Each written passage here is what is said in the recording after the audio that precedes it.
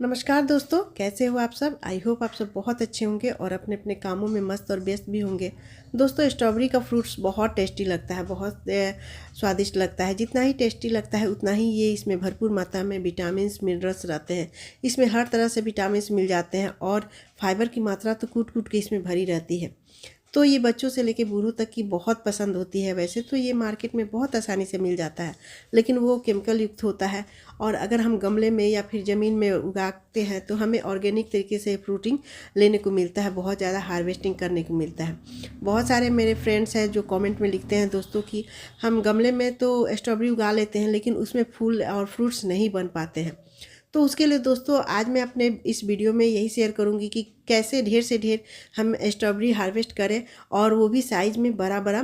Strawberry का जो fruits है वो कैसे बचा सके, क्योंकि स्ट्रॉबेरी का जब फ्रूट्स बन जाता है तो अक्सर वो मिट्टी में लग के गल जाता है। तो उसके लिए क्या करें वो भी मैं शेयर करूँगी। और लास्ट में एक ऐसा फर्टिलाइज़र भी शेयर करूँगी जिसको डालने के बाद आपके स्ट्रॉबेरी के प्लांट में बहुत ज़्यादा फूल लगेंगे और सारे वो फूल फल के रूप में कन्वर्ट हो जाएंगे। तो दोस्तों, वीडियो को लास्ट तक बने रहिएगा और वीडियो पसंद आए तो लाइक शेयर जरूर कीजिएगा। तो दोस्तों चलिए वीडियो को शुरू करते हैं।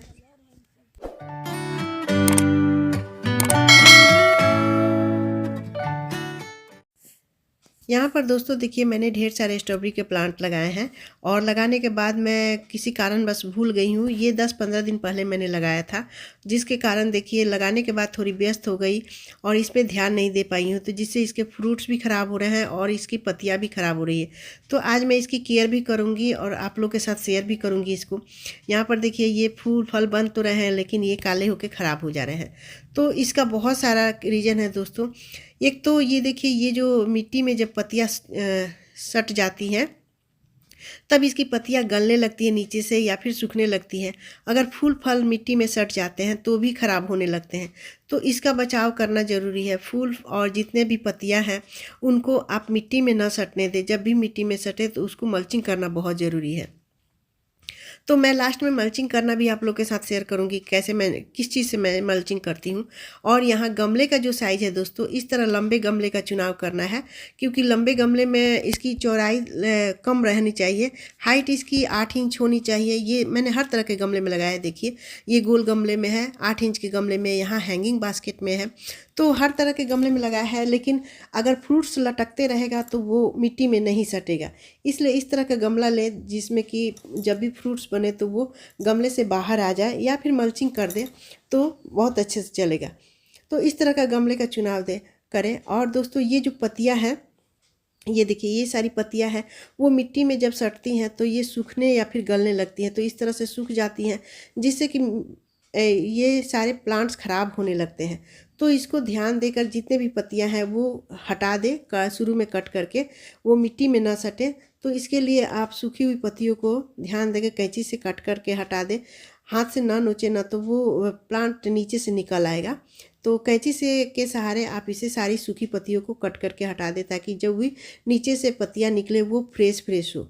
तो इस तरह से देखिए, ये सारी पत्तियाँ मैंने हटा दी। इसके बाद दोस्तों, मिट्टी का चुनाव का, मिट्टी का देखना है कि इसमें पानी कितना दें। जब भी मिट्टी सूखी रहे तभी हम पानी डालेंगे। यहाँ पर देखिए, ये इस गमले की मिट्टी पूरी सूख गई है। किसी किसी गमले में मिट्टी नहीं सूखी है। यहाँ पर देखिए, मिट्टी नहीं सूखी है, बिल्कुल मॉइस्चर युक्त मिट्टी है। हालांकि मिट्टी बहुत ही भुरभुरी है और इस तरह की मिट्टी ही बनानी चाहिए स्ट्रॉबेरी के प्लांट के लिए, बिल्कुल हल्की और भुरभुरी मिट्टी। और पानी बहुत ज़्यादा इसमें नहीं देना है। आप 4-5 दिन पर पानी एक बार दे सकते हैं। चेक करके पानी दे, ताकि मिट्टी पूरा सूख गया हो तभी, नहीं तो ये जो फ्रूट्स हैं वो ज़्यादा गलने लगते हैं। फूल बनेगा लेकिन फल में कन्वर्ट नहीं होगा, वो गल के ख़त्म हो जाएगा। इसके लिए दोस्तों, आप अगर पानी थोड़ा ज़्यादा डाल भी देते हैं तो उसकी गुड़ाई ज़रूर करें।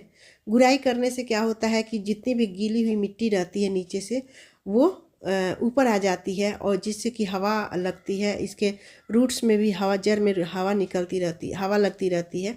तो इसके प्लांट्स ज़्यादा सूखने का चांस नहीं होता है, क्योंकि बहुत नाजुक पौधा होता है। बहुत जल्दी ये प्लांट्स ख़राब होने लगता है। तो जब रिपोर्टिंग करते हैं दोस्तों, उस समय भी इसको ध्यान देने वाली बात होती है कि कितना इसका जो रूट है वो नीचे डालें मिट्टी में, और कितना ऊपर, क्योंकि अगर पूरा रूट नीचे हम डाल देते हैं तो भी ये प्लांट ख़राब हो जाता है। तो इसको गुड़ाई करना बहुत ज़रूरी है। सप्ताह में 1 दिन ज़रूर इसको गुड़ाई करें और पानी इसको कम से कम दें जब मिट्टी पूरी सूख जाए। तो इस तरह से इसके प्लांट्स भी हेल्दी रहेंगे, सूखेंगे नहीं और जो फूल फल है वो ज़्यादा आएंगे। तो इस तरह से गुड़ाई कर लेते हैं दोस्तों। अब दोस्तों देखिए फर्टिलाइज़र की बात कर लेते हैं। यहाँ पर जो फर्टिलाइज़र मैं देती हूँ अपने स्ट्रॉबेरी प्लांट में, यहाँ पर मैंने वर्मी कंपोस्ट लिया है। ये देखिए 250 ग्राम मैंने वर्मी कंपोस्ट लिया है। इसके बदले आप गोबर की खाद भी ले सकते हैं। मेरे पास अभी गोबर की खाद नहीं थी। और यहाँ पर 2 मुट्ठी मैं नीम खली ली हूँ। नीम खली है कि मिट्टी में जितने भी कीड़े मकोड़े लगते हैं या फिर एक तरह का फर्टिलाइज़र भी है। और उसके बाद मैंने ये लिया है यूरिया मैंने 1.5 चम्मच लिया है, बहुत ज़्यादा नहीं लेना है, ये गर्म तासीर होती है इसकी। तो इसलिए विंटर में इसको ज़्यादा से ज़्यादा पौधों में देना चाहिए। तो ये देखिए ज़्यादा मैंने नहीं लिया है, 2 मुट्ठी नीम खली और ये 1 चम्मच मैंने बड़ा चम्मच है तो 1 चम्मच मैंने इसमें यूरिया लिया है। ये रूट्स को गर्माहट देती है, ये देखिए। तो इस तरह से 1 चम्मच मैंने यूरिया दिया है। 250 ग्राम में इसमें वर्मी कंपोस्ट या गाय की गोबर की खाद आप दे सकते हैं। और ये हमारा फर्टिलाइज़र तैयार हो गया है। इसको डालने के बाद दोस्तों आपके स्ट्रॉबेरी के प्लांट्स में फूल ऐसा नहीं हो सकता है कि आएगा ही नहीं। ये रूट्स को भी गर्म रखेगा और जो वर्मी कंपोस्ट है वो जितने भी इसको एनर्जी चाहिए, खाद पानी यानी भोजन, वो इसको पूरा करता है। नीम खली जो है वो मिट्टी को हेल्दी बनाता है और रिचार्ज करता है। तो इस तरह से देखिए किनारे किनारे डाल देना है, इसके रूट के पास बिल्कुल भी नहीं डालना है।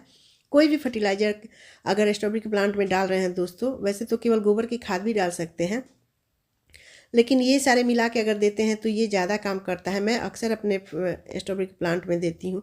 तो किनारी किनारी ही दे। और देने के बाद दोस्तों देखिए यहाँ पर मैंने डाल दिया और एक बचा हुआ है, थोड़ा सा इसमें बचा है हैंगिंग बास्केट में, उसमें भी डाल देंगी। और इसके बाद दोस्तों यूरिया डाला है तो पानी देना बहुत ज़रूरी है। अगर पानी नहीं देंगे तो ये प्लांट को सुखा देगा, इसलिए इसको ठंडी रखने के लिए हमें पानी देना ज़रूरी है। तो इसको भरपूर पानी दे देंगे। और पानी देने के बाद दोस्तों ये जो है 1 दिन मैं इसी तरह छोड़ दूँगी।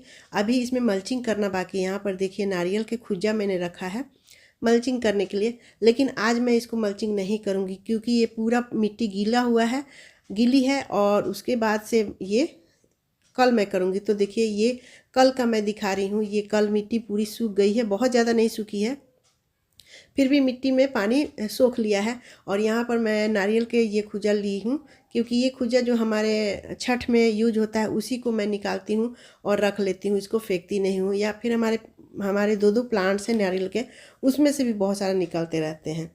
तो जब ये मल्चिंग कर देते हैं दोस्तों तो प्लांट्स को ज़्यादा प्रोटेक्शन मिलता है। एक तो जो ओस गिरती है ना, शीतलहर जब होती है तो बारिश रात में शीतलहर का जो बूंदे होते हैं वो मिट्टी में या पत्तियों में पड़ जाता है, जिससे कि पत्तियां खराब हो जाती है। तो उससे भी ये रक्षा करता है और ये मिट्टी में पत्तियां सटे ना, फ्रूट सटे ना, इसलिए ये मल्चिंग कर देने से जितने भी फूल है और फल है वो बच जाता है, उसको ज़मीन में नहीं, मिट्टी में नहीं सटता है। और वो जितने भी फ्रूट्स लेगा, फूल लेगा, वो आपका ख़राब नहीं होगा, इस तरह से बच जाएगा। तो ये मल्चिंग आप चाहे तो पत्तियों से भी कर सकती हैं या फिर ये इस तरह के नारियल के खुजे का भी कर सकती हैं। मैं हमेशा इसी तरह का करती हूँ, खुजे बचा कर रखती हूँ।